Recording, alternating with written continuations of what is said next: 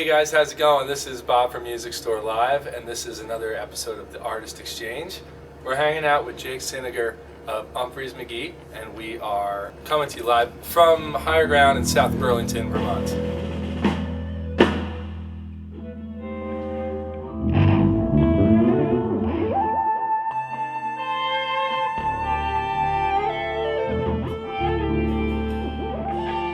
Jake, tell us a little bit about G&L guitars, why you chose them, when you first chose them, how you came to G&L guitars, right. A little bit about your relationship with them and Sure. your history with them.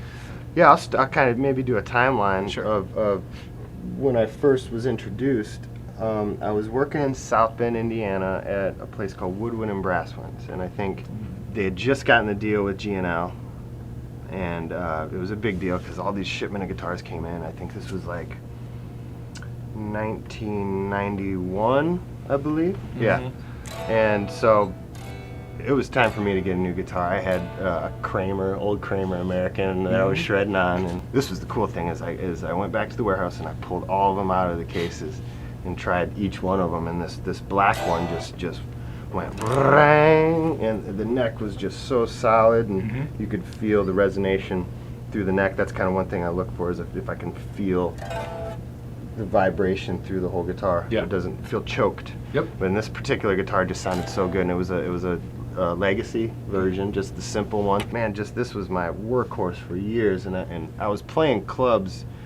On top of working there, I was playing clubs at least 3 nights a week, sometimes 4 nights a week, playing like VFWs and American Legions, doing, 5 sets a night with like a 10-minute break, just classic old school Roadhouse type, busting my chops, So playing with all these old country cats, and so I learned like 1,000 tunes I never would have learned.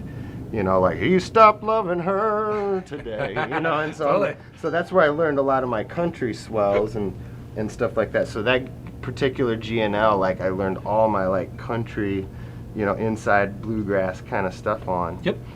And it could also rock all the hell too. It was like the most versatile guitar in the world. I could do Richie Blackmore one second and then do Danny Gatton the next, and then roll back the neck pickup and do some like Joe Pass kind of stuff. You could really get all tones out of this guitar.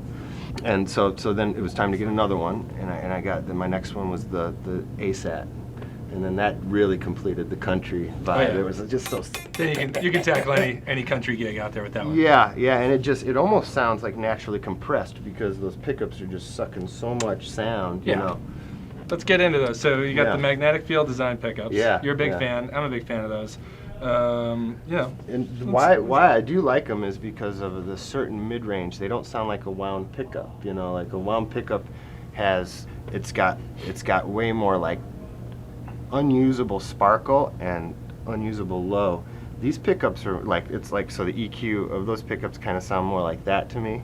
And these pickups have almost a bell curve reverse sound to where it accentuates like 500K to like maybe 2.5K. So there's this nice spike to my ears is what it does, and it rolls off nasty highs that are really piercing and these rumbly lows. And the guitar itself, it's a mid-range instrument. Yeah, it is. So it's like those help to shape that voice. Yeah, don't try to look for other frequencies and accentuate. It seems to be a very flat sounding guitar to me, that's right. I'm a studio freak, and I'm looking for everything to be as flat as possible, so then I can work with it or take away, from the spectrum.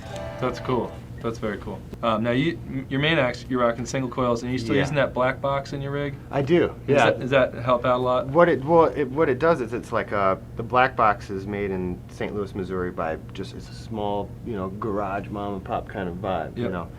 And a lot of the country guys in Nashville use them, because what it does is it takes the signal, the impedance of the guitar that's hitting, that normally would hit the amp. You go into this thing first, and it has a tube buffering unit.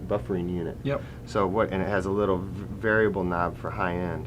So what it does is it just sort of polishes, almost like masters the sound of the guitar a little bit before it hits your amp, and it gets rid of weird high artifacts and weird low artifacts. So even more it controls that flatness that I'm looking for. Now that's something that traditionally steel guitarists use. Yeah, because there's so much of a spectrum range on the steel guitar, that this controls that and makes it a little bit more usable for studio engineers. So I find it usable live, and whenever I do a guitar track, I'm always going through one. Even in the studio, I find like I'd have to have it now. Hey, it's like an essential. Find what works for your setup and stick with it. That's great. It feels like when I dig into the guitar, it does a nice mild compression to where it doesn't jump, too hard to where I'm just cooking my amps. It's sort of, I can get more natural volume and dig in a little harder, and it sort of does this nice little ducking to compression, It's nice. That's great. Amps, let's hit amps real quick. Yeah. I'm using Fuchs ODS 100, and that's made by Andy Fuchs out of Jersey. Yep. And I'm using an old field. That's for my clean sides because I'm running 2 amps. 2, right? Yeah. And my dirty amp is an old field made by Paul Gussler. He's out of North Carolina, and that's basically like it's a custom built deal. You can get the Metallica out of it. You can get the Hendrix out of it. It's just really versatile. That's great. It's got these cool little mid-range notch filters, which again I'm always looking for. I'm like, I need a notch filter. The Marshall's a little too spongy. I need something with more gunk. And we'll use like frequencies, like, or you want gonk or gunk or chink or chonk. You get a little bit more chonk in there. Yeah, chonk. You've done the Marshall thing though, but you're not running with that on this tour. No, I love the Marshall. I use it in the studio quite a bit. Sure. But for live, I'm using this in line with the old Electro Voice speakers. Nice. Which are like huge drivers, so they're really high wattage. Super high watt with these huge drivers on the back, like the magnets are like as big as the speaker. They're almost like a bass driver, and you can just really give it, and they don't break up. They really take the gunk. Is what I'm looking for. You heard it here first, folks. You're looking for the gunk. This is the one that takes the gunk. Awesome. For sure. All right, Jake, thanks so much for your time. I appreciate it, man. Thanks for being on the Artist Exchange. Anytime. Have a great tour with Umphrey's. I will, man. And we'll see you next time. We'll break this baby in.